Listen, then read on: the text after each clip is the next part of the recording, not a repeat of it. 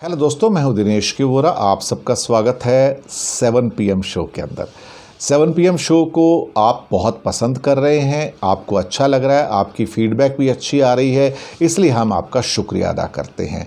आज 7 PM show के अंदर हम एक ऐसा मुद्दा उठा रहे हैं जो मुझे लगता है कि इंडिया के इलेक्शंस के अंदर बहुत इम्पॉर्टेंट है। क्या इंडिया के इलेक्शंस में महंगाई, बेरोज़गारी कोई मुद्दा बनता है?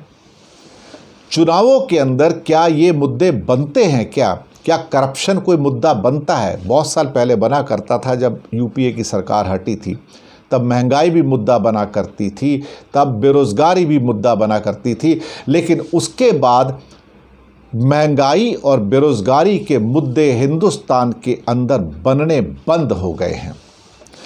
मैं आपको यकीन दिलाता हूँ, 2014 का इलेक्शन हो, 2017 के स्टेट इलेक्शंस हों, उसके बीच में कुछ और इलेक्शंस हों, 2019 का लोकसभा इलेक्शन हो, पिछले साल बंगाल के इलेक्शंस हों, और अब 5 स्टेट्स के इलेक्शन होने जा रहे हैं, यूपी, उत्तराखंड, गोवा, मणिपुर और पंजाब के। मैं यकीन से आपको कह सकता हूँ कि बेतहाशा महंगाई है, बेतहाशा जिसे कहते हैं बेरोज़गारी है, पिछले 8 सालों में मैक्सिमम है, कोई बात भी नहीं करता है।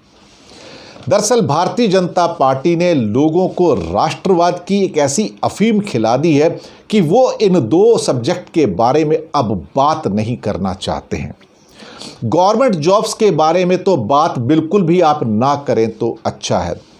टीचर्स के बारे में बात ना करें, जहां पर 12 लाख वैकेंसी हैं स्कूलों के अंदर, आप बात ना करें तो अच्छा है। 1 लाख से ज़्यादा बड़ी बड़ी यूनिवर्सिटीज़ के अंदर पोस्ट खाली पड़ी हैं, प्रोफेसर्स की बात ना करें तो अच्छा है। लोगों से पूछो, क्या महंगाई है? हाँ, महंगाई तो है थोड़ी। क्या बेरोज़गारी है? हाँ, बेरोज़गारी तो है, बहुत है, थोड़ी है, कुछ थोड़ा। पर क्या ये मुद्दा है? इस बेस पे आप जाके वोट देकर आएंगे तो चुप हो जाते हैं, क्योंकि उन्हें वोट देने के बाद जब राष्ट्रवाद की अफीम चटाई जाती है तो वो कहते हैं कि वोट तो हम उसी को देंगे। यानी कि तब उनसे पूछा जाए क्या देश के हालात ठीक हैं, तो कहेंगे हाँ, देश के हालात ठीक हैं, देश सुरक्षित है, मोदी जी के हाथ में देश सुरक्षित है। तो हमने पूछा कि आपको महंगाई काटती नहीं, तो मुद्दे क्या है? बोलते बहुत काम किए उन्होंने। 370 हटाया, कश्मीर में से हटाया ना, 370 हटा दिया, वहाँ पे अब उसके 2 टुकड़े कर दिए, असेंबली भी ख़त्म कर दी, कश्मीर अलग हो गया, लद्दाख अलग हो गया, तो कितना फ़ायदा हुआ। नोटबंदी भी की उन्होंने, GST लागू कर दिया। तो उनसे पूछो आपको इससे क्या फ़ायदा हुआ? क्या आपके घर की रोज़ी रोटी में कोई इजाफा हुआ है इससे?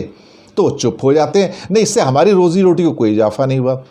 मैंने कहा ना, राष्ट्रवाद की अफीम चाटिए और उसके बाद वोट ले लीजिए। तो आपको वोट कौन देगा?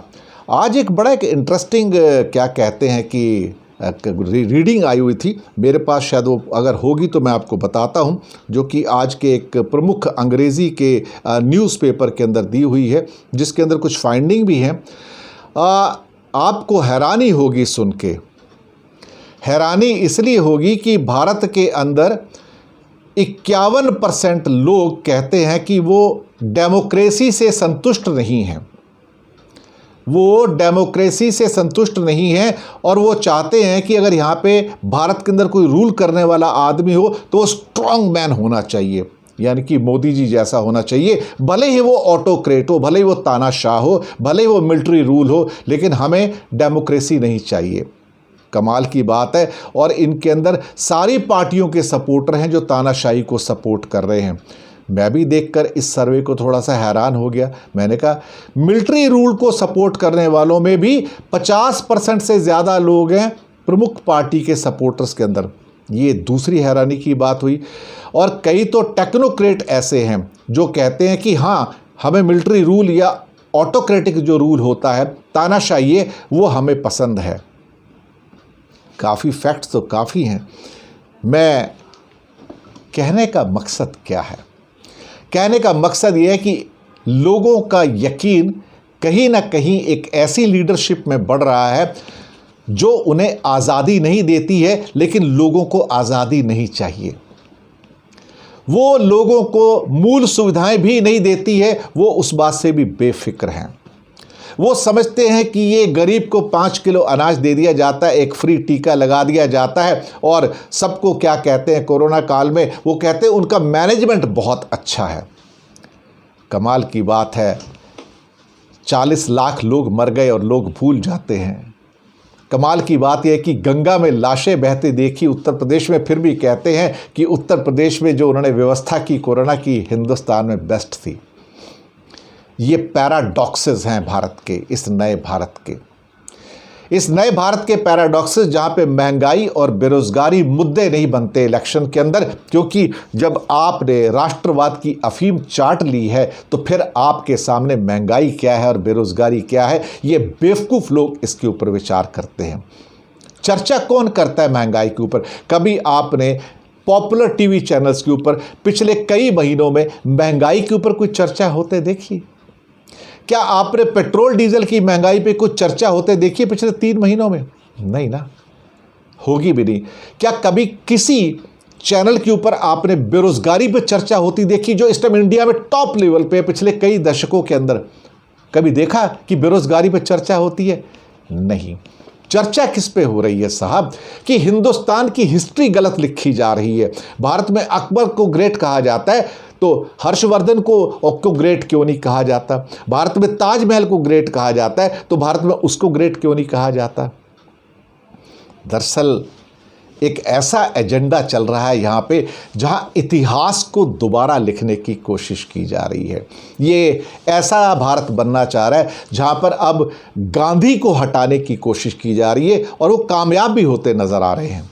अब बीटिंग द रिट्रीट के अंदर अबाइड बाय मी जो गांधी जी की प्रिय धुन थी, उसको इस साल हटा दिया गया है। जब आपके सामने ये बातें होंगी, जब आपसे कुछ पूछा नहीं जाएगा, और मुझे तो कई बार लगता है कि भारतीयों को डेमोक्रेसी पसंद नहीं है। भारतीयों को एक राजा पसंद है जो ऊपर बैठा हो, और वो राजा जो तुमसे कुछ सवाल पूछने की तुम्हें परमिशन ना दे। भारतीयों को उस हिसाब से ऐसा लगता है कि वो 1200 साल की जो उनकी मानसिकता है उसके अंदर कोई बदलाव नहीं आया है।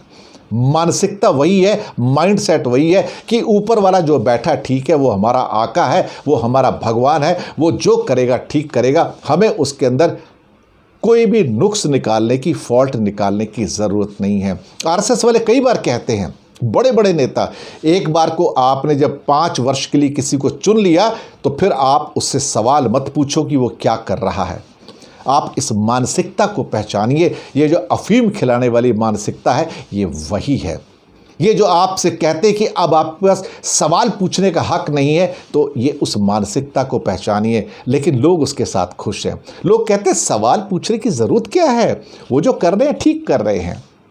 तो बेरोज़गारी और महंगाई के मुद्दे इलेक्शन के अंदर भारत के अंदर काम नहीं करते हैं, ना ही कभी काम करेंगे, क्योंकि ये मुद्दे ही नहीं हैं। ना तो भारत में महंगाई एक मुद्दा है, ना बेरोज़गारी एक मुद्दा है। राष्ट्रवाद की अफीम चाटिए, गुणगान कीजिए ऊपर वालों के, रोज़ गीत गाइए कि वो दुनिया के महानतम नेता हैं। रोज़ एक नया सर्वे लेके आइए, अपने आप ही सर्वे बनाइए, कुछ लोगों को जोड़िए, कुछ वोट लीजिए और फिर कहिए कि हमारा नेता दुनिया का सबसे पॉपुलर नेता है। रंगीन चश्मे लगाने से ना सामने की तस्वीर नहीं बदलती है। आप समझने की कोशिश कीजिए, रंगीन चश्मे लगाने से आपकी तस्वीर नहीं बदलती। हमारी औकात क्या है वो हमारे पासपोर्ट से पता लगती है। मैंने उसके ऊपर एक पूरा आर्टिकल एपिसोड भी किया हुआ है कि जब बाहर जाते हैं तो हमारी हैसियत क्या है और हमारी औकात क्या है, और जब वीज़ा की लाइन में लगते हैं तो पता लगता है कि हमारी औकात क्या है। ये मत भूलिएगा। यही हमारे जो ऊपर बैठे जो हमारे नेता हैं, जब ये पहले मुख्यमंत्री थे तो इनको अमेरिका का वीज़ा नहीं मिला करता था। ये भी ध्यान रखिएगा। ये तो अब प्रधानमंत्री तो देना पड़ता है। तो इसलिए महंगाई और बेरोजगारी भूल जाइए, इसके ऊपर इलेक्शन नहीं होते, क्योंकि इलेक्शन तो राष्ट्रवाद के ऊपर होते हैं।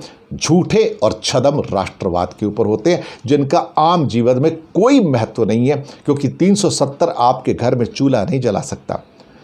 नोटबंदी आपके घर में चूल्हा नहीं जला सकती। ये आपके घर के चूल्हे बुझा ज़रूर सकती है, जला नहीं सकती। पर आप क्यों समझेंगे? अफीम जो चाट के बैठे हैं राष्ट्रवाद की, तो आप चाटिए साहब। इसलिए क्या कहते हैं ना कि महंगाई और बेरोज़गारी ये यहाँ के मुद्दे नहीं हैं और ना ही कभी बनेंगे। और मध्यम वर्ग वो तो कभी भी नहीं बनने देगा, क्योंकि उसे तो अपने आका के सामने सर झुकाना है। झुकाते रहिए साहब।